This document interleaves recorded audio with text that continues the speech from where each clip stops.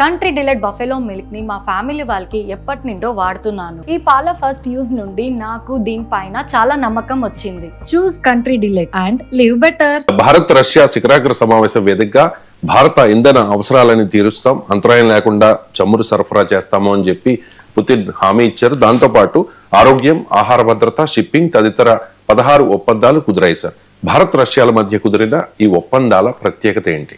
అంటే మనం ఈ పర్యటన ముందు మాట్లాడా, నేను నిన్న కూడా చాలా వివరంగా చెప్పాను. ఇప్పటికి కూడా యూట్యూబ్లో ఉంటాయి, 2 వీడియోలు చూడొచ్చు. ఈ ఒప్పందాల విశిష్టత ఏంటి, కీలక ఒప్పందాలు ఏంటి అని. సో అందువల్ల రిపిటేషన్ ఉండకుండా కాస్త కొంత తప్పదు రిపిటేషన్. ఇప్పుడు ఇక్కడ అర్థం చేసుకోవాల్సింది, అమెరికా ఆంక్షల నేపథ్యంలో రష్యన్తో పుటిన్ పర్యటన సందర్భంగా రష్యాతో కుదిరిన ఒప్పందాల విశిష్టత ఏంటి, అది అలా కంపేర్ చేసి చూసినప్పుడు చాలా ఆసక్తికరమైన పరిణామాలు కనబడతాయి మనకు. అంటే నార్మల్గా ఒప్పందాలను ప్రతి పర్యటన సమయంలో ఒప్పందాలు కుదురుతాయి, అందులో ఆశ్చర్యమేం లేదు. కానీ అమెరికా ట్రంప్ అనుసరిస్తున్న విధానాలతో కంపేర్ చేసినప్పుడు ఇండియా అమెరికన్ రిలేషన్స్లో వస్తున్న ఛాలెంజెస్కు పుటిన్ పర్యటన సందర్భంగా రష్యా భారత్ల మధ్య కుదిరిన ఒప్పందాలు ఏ రకమైన ఆన్సర్ అవుతాయనేది ఒక మన కీలకంగా పరిశీలించాల్సిన అంశం. ఇప్పుడు అమెరికాతో ఇండియాకు ఉన్న సమస్య ఏంటి? ట్రేడ్. ట్రంప్ 50% టారిఫ్లు విధించాడు. అమెరికా ట్రంప్ ఆంక్షల వల్ల nearly $45 billion of Indian exports to America ఇవాళ ఛాలెంజ్లో పడ్డాయి. సో మన ట్రేడ్ డెఫిసిట్ అక్టోబర్లో $41 బిలియన్ చేరుకుంది. సో రూపీ బాగా వీకెన్ అవుతుంది. ఈ ఏడాదిలో 5.3% బలహీనపడ్డది రూపీ. సో ఈ పరిణామాలన్నీ ట్రంప్ ఆంక్షల నేపథ్యంలో జరుగుతున్నాయి. సో మన ఇండియన్ ప్రొడక్ట్స్ పైన 50% టారిఫ్ విధించాడు. దానికి రష్యా నిజంగా ఆన్సర్ కాదు. ఎందుకంటే India America trade is double then of the India Russia trade. ఇప్పుడు India America trade $120 billion, India Russia trade $69 billion మాత్రమే. అంటే నియర్లీ డబుల్ రష్యాతో భారత వాణిజ్యంతో పోలిస్తే అమెరికాతో భారత వాణిజ్యం. ఇక ఇండియన్ ఎక్స్పోర్ట్స్ టు రష్యా కేవలం $5 billion, $5 billion. Indian exports to America $87 billion. So అందువల్ల మనము అమెరికాతో జరిగే వాణిజ్య యుద్ధానికి రష్యా ఎప్పుడూ మనకు సొల్యూషన్ కాదు, ఆ పరిష్కారం కూడా కాదు, ప్రత్యామ్నాయం కాదు. అలాగే అమెరికాతో ట్రేడ్ విషయంలో ఇండియాకు ట్రేడ్ సర్ప్లస్ ఉంది. ఉదాహరణకు మనం $41 బిలియన్ వర్త్ ఇంపోర్ట్ చేసుకుంటే అమెరికా నుంచి $87 బిలియన్ ఎక్స్పోర్ట్ చేస్తాం. అంటే నియర్లీ $130 బిలియన్ ట్రేడ్. అప్రాక్సిమేట్గా ఒక $46 బిలియన్ వరకు ఇండియాకు అనుకూలంగా అమెరికాతో వాణిజ్యంలో సర్ప్లస్ మిగిలింది. ఇందుకు కంప్లీట్ భిన్నంగా రష్యాతో వాణిజ్యంలో మనకు లోటు ఉంది. అంటే మనము around $69 billion Indo Russian trade అయితే ఇందులో 92% రష్యన్ ఎక్స్పోర్ట్స్ టు ఇండియానే. అంటే మనం ఎక్స్పోర్ట్ చేసే చాలా తక్కువ, మనం రష్యా నుంచి ఇంపోర్టే చేసుకుంటాం. రష్యన్ ఎక్స్పోర్ట్స్ టు ఇండియా ఇది 92%. సో అందువల్ల highly imbalanced trade. India Russia trade is in favour of Russia, India America trade is in favour of India. ఒక మాటలో చెప్పాలంటే ఇండియన్ ఎక్స్పోర్ట్స్లో సుమారు 18% అమెరికాకి వెళ్తాయి. అందువల్ల ఏ రకంగా చూసినా అమెరికాతో జరిగే ట్రేడ్ వార్లో రష్యా మనను ఆదుకునే అవకాశం లేదు. Russia can never be an alternative to America. So ఆ భ్రమంలో మనం ఉండకూడదు. అందుకే అమెరికానా రష్యానా రెండు మధ్య ఎంచుకోవాలి అని మీరు అడిగినప్పుడు నేను ఏమన్నాను, రెండూ కావాలి తప్ప ఒక్కదానికోటనే ప్రశ్నే ఉత్పన్నం కాదు. ఈ డేటా అందుకే చెప్పేది. కానీ అదే సమయంలో మనము అమెరికాతో జరుగుతున్నటువంటి ఈ ట్రేడ్ వార్లో ఏ కంట్రీ కూడా మనకు అమెరికాతో సమానంగా రిప్లేస్ చేయలేదు. You cannot have any replacement. అది ఇండియాకి కాదు, చైనా కూడా సాధ్యం కాదు. చైనా కూడా అమెరికాను రిప్లేస్ చేసే కంట్రీ లేదు. కానీ ఏం చేయాలి మరి పరిష్కారం కనీసం బిట్స్గా అయినా అమెరికా ట్రేడ్ వార్ నుంచి తప్పించుకోవటానికి ఇండియా కృషి చేయాలి. అందులో భాగంగానే మన లెదర్ ఇండస్ట్రీస్ రిప్రజెంటేటివ్ ఆఫ్రికా వెళ్ళారు. అందులో భాగంగానే ఇప్పుడు కూడా ఒప్పందాలు కుదిరాయి. ఏంటో ఒప్పందాలు? $69 బిలియన్ ఉన్న బైలేటరల్ ట్రేడ్ పాక్షిక వాణిజ్యాన్ని $100 బిలియన్ కు పెంచుకోవాలని నిర్ణయించుకున్నారు 2030 నాటికి. 5 yearsలో massive increase. This is a very ambitious trade plan. అలాగే నేను ఇంతకుముందు చెప్పినట్టు మన ఇండియా దిగుమతి చేసుకోవడమే ఎక్కువ, కానీ ఎగుమతి చేయడం లేదు కనుక ఇండియన్ ఎక్స్పోర్ట్స్ టు రష్యా పెంచుకోవటానికి రష్యా కొన్ని కొనుగోలు చేయడానికి ఎగ్రీ అయ్యింది. అంటే ఎలాగైతే ఇప్పుడు మనకు అమెరికాతో ట్రేడ్ వార్లో ప్రధానమైనటువంటిగా దెబ్బతిన్న వాటిలో అగ్రికల్చర్ ప్రొడక్ట్స్ ఒకటి, మెరైన్ ప్రొడక్ట్స్ రెండు. ఇప్పుడు మన ఆంధ్ర రొయ్యలు కూడా దెబ్బతిన్నాయని మాట్లాడుకున్నాం కదా.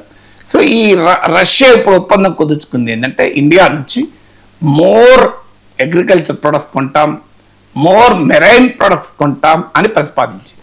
అలాగే అమెరికాకు ట్రేడ్ వార్ వల్ల ఎఫెక్ట్ అయిన మరో రంగం టెక్స్టైల్స్. ఈవెన్ రష్యా అంతకు ముందే టెక్స్టైల్ ఉత్పత్తుల్ని కూడా మేము కొంటామని చెప్పింది.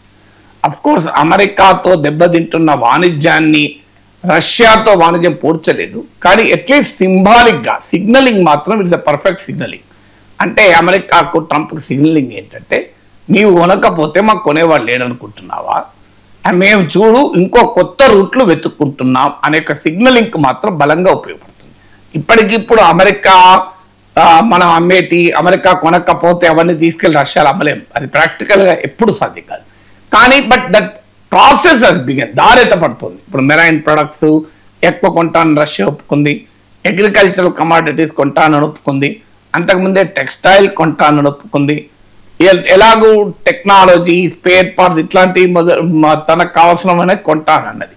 సో అందువల్ల మీకు అలాగే co production of urea, India Russia కలిపి యూరియాను సంయుక్తంగా ఉత్పత్తి చేయాలని నిర్ణయించింది. ఎందుకంటే రష్యా ఇది big fertiliser manufacturer. Even America కూడా రష్యా నుంచి ఎరువులు కొంటది, అమెరికా కూడా రష్యా నుంచి ఎరువులు కొంటది.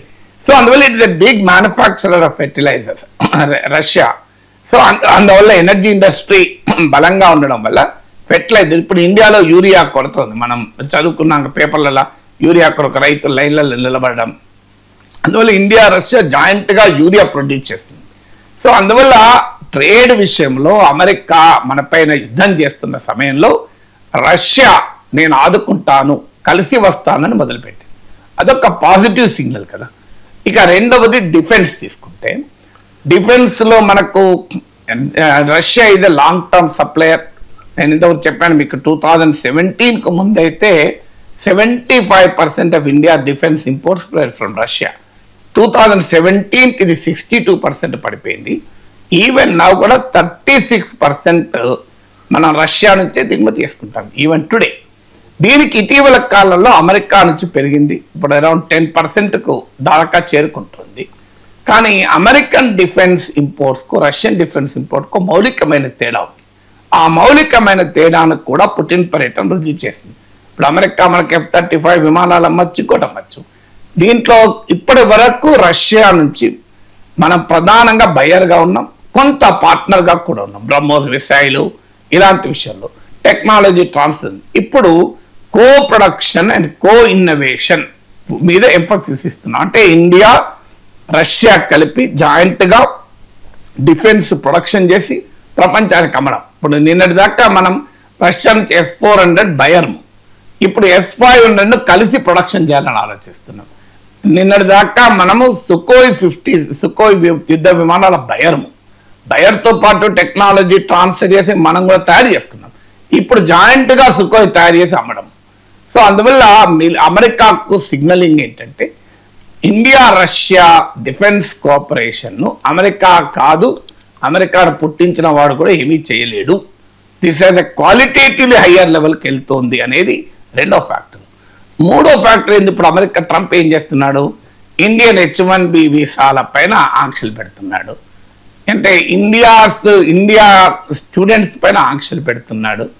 ఇండియా పైన రకరకాల ఇండియన్ హ్యూమన్ రిసోర్సెస్ అమెరికాకు రావడాన్ని అడ్డంకిగా ఉంటున్నాడు. దానికి ఆల్టర్నేటివ్ ఏ కంట్రీ కాదు, మళ్ళీ అదే సేమ్ ట్రేడ్ విషయంలో ఏదైతే ఉంటుందో అదే. ఇప్పుడు ఉదాహరణకు భారతీయులు 3 లక్షల మంది అమెరికాలో చదువుకుంటున్నారు. మనం అమెరికా ఇచ్చే H-1B వీసాల్లో 70% ఇండియాకే, 40 లక్షల ఇండియన్ అమెరికన్ కమ్యూనిటీ ఉంది. So can anybody be a match to America? Impossible. కానీ ఒక సిగ్నలింగ్ ఏంటి మళ్ళీ, బాబు నువ్వు మా వాళ్ళని రానియకపోతే మా వాళ్ళు ఇంకెక్కడన్నా పోయి కూడా ఉద్యోగాలు చేసుకుంటారు అని. ఇప్పుడు మొబిలిటీ ప్యాక్ట్ అని ఒక ఒప్పందం కుదిరింది. ఇందులో ఈ మొబిలిటీ ప్యాక్ట్ ఏంటంటే Indian skilled and semi skilled man పవర్ను రష్యా ఆహ్వానిస్తుంది. సో రష్యాలో ఉన్న రకరకాల ఇండస్ట్రీలో పనిచేయడానికి, రకరకాల సెక్టార్స్లో పనిచేయడానికి Indian skilled and semi skilled human రిసోర్సెస్కు రష్యా ఆహ్వానిస్తుంది. దీన్నే మొబిలిటీ ప్యాక్ట్ అంటారు. అంటే ఒక రకంగా అమెరికాకు మొబిలిటీ దెబ్బతింటుంటే రష్యాకు మొబిలిటీ పెరుగుతుంది. Again it cannot be a match, కానీ దట్ అగైన్ మళ్ళీ సిగ్నలింగ్ అనేది ఇంపార్టెంట్. అంటే ఇవాళ ఒక్క రోజులో నీకు అమెరికాలో ఉద్యోగాలు దొరికినంతగా రష్యాలో దొరకవు. అమెరికాలో ఐటీ ఇండస్ట్రీ ఉంది, రష్యాలో ఆ స్థాయిలో ఐటీ ఇండస్ట్రీ లేదు. కానీ బట్ అదొక ఇండికేటర్ సిగ్నల్గా మొబిలిటీ ప్యాక్ట్ పెట్టుకున్నాం. 4వది టెర్రరిజం. టెర్రరిజం అంశంలో అమెరికా డూప్లిసిటీ మనకు తెలుసు, అమెరికన్ హిపోక్రసీ మనకు తెలుసు. అమెరికా ఒకవైపు పహల్గామ్ దాడుల్ని ఖండించినా దాంట్లో దాని వెనకాల పాకిస్తాన్ ఉంది అని చెప్పటానికి కూడా సిద్ధపడలేదు. అలాగే యునైటెడ్ నేషన్స్లో ద రెసిస్టెన్స్ ఫ్రంట్ అని పాకిస్తాన్ బేస్డ్ సంస్థ పేరు డ్రాఫ్ట్లో ఉంటే దాన్ని అమెరికా తొలగించింది. అంటే ఆ పాకిస్తాన్ ప్రేరేపిత అని అనకపోయినా కూడా ద రెసిస్టెన్స్ ఫ్రంట్ అని కూడా అనకూడదు అని చెప్పింది. సో భారతదేశంలో పహల్గామ్ దాడులకు మూలకారకుడైన అసీం మునీర్కు అగ్రతాంబూలం ఇచ్చి గౌరవించింది. సో పాకిస్తాన్ కూడా టెర్రరిజం విక్టిమ్ అని కహానీలు చెప్పింది. పాకిస్తాన్ భారత్ల మధ్య నేను సహకరిస్తామన్నది, వారిని నేనే ఆపానన్నది. నానా బీభత్సం అంతా ట్రంప్ చేశాడు. కానీ రష్యా ఇందుకు భిన్నంగా టెర్రరిజం విషయంలో శషబిషలు లేకుండా, అమెరికా లాగా డూప్లిసిటీ లేకుండా, హిపోక్రసీ లేకుండా, డబుల్ స్టాండర్డ్స్ లేకుండా సూటిగా స్పష్టంగా టెర్రరిజాన్ని ఖండించారు. So that is again a very interesting thing. అంటే అమెరికాతో ఉన్నదానికి దీనికి ఉన్నటువంటి డిఫెన్స్ అది. 5వది ఎనర్జీ. ఎనర్జీ సెక్టార్లో ట్రంప్ పెద్ద ఎత్తున అటాక్ పెట్టాడు. సో ఇండియానే రష్యా వార్ ఆన్ ఉక్రెయిన్ కారణమవుతుంది అని, మన ఇండియా ఎనర్జీ రష్యాతో రష్యా దగ్గర ఆయిల్ కొంటే 25% అదనపు సుంకాలు విధించాడు. ఇదని మనం చాలాసార్లు చెప్పుకున్నాం. దీనికి ఎలా స్పందించాలి? ప్రాక్టికల్ గా గ్రౌండ్ మీద రష్యా నుంచి ఆయిల్ ఇప్పుడు తగ్గుతున్నాయి. కానీ ఒక సిగ్నలింగ్ ఏమిచ్చారు అంటే, పుటిన్ తన ఉపన్యాసంలో చెప్పాడు, India Russia will be an uninterrupted energy supplier to India's growing economy అన్నాడు. అయితే అందులో తెలివిగా ఎనర్జీ అన్నాడు. Energy need not be oil alone. అక్కడ ఒక మెలిక ఉన్నది. అంటే అమెరికా ఒత్తిళ్లు వల్ల ఇండో రష్యన్ ఆయిల్ ట్రేడ్ దెబ్బతింటుంది అన్నది పుటిన్ కూడా ఒక రకంగా అంగీకరించాడు, మోడీ కూడా అంగీకరించాడు. అందుకే అక్కడ ఆయిల్ ట్రేడ్ అనకుండా ఎనర్జీ ట్రేడ్ అన్నారు. ఎనర్జీ ఇక్కడ అంటే కేవలం ఆయిలే కాదు, అందుకే ఆయిల్, గ్యాస్ అండ్ కోలే కాకుండా న్యూక్లియర్ పవర్ అన్నారు. దానిపైన ఎంఫసిస్ ఇచ్చారు. ఆల్రెడీ కూడంకులంలో 5 న్యూక్లియర్ రియాక్టర్స్ గతం ఇప్పటికి 2 ఆపరేషన్లు కూడా అయిపోయాయి. కూడంకులంలో Russian made light water reactors. So అందువల్ల న్యూక్లియర్ ఎనర్జీలో modular nuclear reactors, floating nuclear reactors కూడా తయారు చేయబోతున్నారు. అది కూడా కో ప్రొడక్షన్, ఇండియా రష్యా కలిపి కూడా ప్రొడ్యూస్ చేస్తుంది. సో అందువల్ల ఎనర్జీలో రష్యా అమెరికా ఆంక్షల ప్రభావం స్పష్టంగా కనబడుతున్నా at least on the whole of it India Russian energy cooperation నిరంతరంగా నిరాటంకంగా కొనసాగుతుంది అని కూడా మనం చాలా స్పష్టమైన మెసేజ్ ఇచ్చాం. చూడండి, ఇప్పుడు అమెరికా ఇండియా కన్సర్న్స్ అన్నీ కూడా మొబిలిటీ ఒక కన్సర్న్, ఎనర్జీ ఒక కన్సర్న్, ట్రేడ్ ఒక కన్సర్న్, డిఫెన్స్ ఒక కన్సర్న్, ఈ అన్నిట్లో కూడా ఎంతో కొంత రష్యా ఒక మెటీరియల్గా అమెరికాకు మనకు రిప్లేస్మెంట్గా కాదు, కావాలని కూడా ఇండియా ఏమి ఆశించడం లేదు. మన అమెరికాకు బదులుగా రష్యా అనే భావన లేవు, అమెరికాతో పాటు రష్యా అనుకుంటున్నాం. కానీ అమెరికా చేస్తున్న అగడాలకు ఒక రకంగా సంకేతాన్ని, సిగ్నలింగ్ను మాత్రం చాలా స్పష్టంగా ఇచ్చాం. అది అన్ని విషయాలు మీకు ట్రేడ్, ఎనర్జీ, డిఫెన్స్ ప్రతి దాంట్లో కూడా ఇచ్చాం. సహజంగానే ఉక్రెయిన్ వార్ ఒక కీలకమైన అంశం. అమెరికా కోరుకుంటుంది ఉక్రెయిన్ వార్లో రష్యాను మనం తీవ్రంగా ఖండించాలని. మన వైఖరిని అమెరికా, పశ్చిమ దేశాలు ఇబ్బంది పెడుతూనే ఉన్నాయి, ప్రశ్నిస్తున్నాయి. కానీ ఇందులో ఎక్కడ జాయింట్ స్టేట్మెంట్ ఉక్రెయిన్ వార్ ప్రస్తావన తేలే.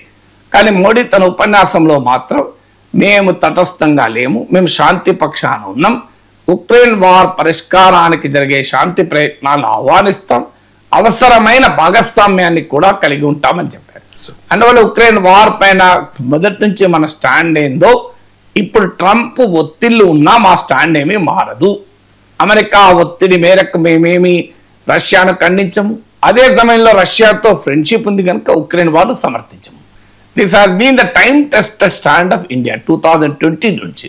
అంటే అమెరికా కోరినట్టు వెస్టర్న్ యూరప్ కోరినట్లు రష్యాను ఖండించము, ఎందుకంటే ఈ వార్కు రష్యా ఒక్కటే కారణం కాదు. సో రెండవ అదే సమయంలో రష్యన్ వార్నే మేము సమర్థించాం. చైనా అన్న రష్యన్ వార్కు కాస్త అనుకూలంగా రష్యా వైపు ఉంటుంది, మనం రష్యా వైపు ఉంటాం, పీస్ వైపు ఉంటామని డే 1 నుంచి మన స్టాండ్. పుటిన్ పర్యటన సందర్భంగా మరొక్కసారి ఉక్రెయిన్ వార్ విషయంలో ఇండియన్ స్టాండ్ను స్పష్టం చేశాం. అమెరికా ఒత్తిళ్లకు తలవంచి రష్యాను ఖండించలేదు అని చెప్పి రష్యా ప్రెసిడెంట్ పుటిన్ వస్తున్నాడు కదా అని వారిని మనం ఎక్కడా సమర్థించలేదు. అందువల్ల ఒక రకంగా పుటిన్ పర్యటన కంటెంట్ రీత్యా చూస్తే అమెరికా అధ్యక్షుడు చేస్తున్న అగడాలకు ఒక రకమైన వ్యూహాత్మక సమాధానంగా, it is a strategic response to the Trump tantrums లాగా ఉంటుంది.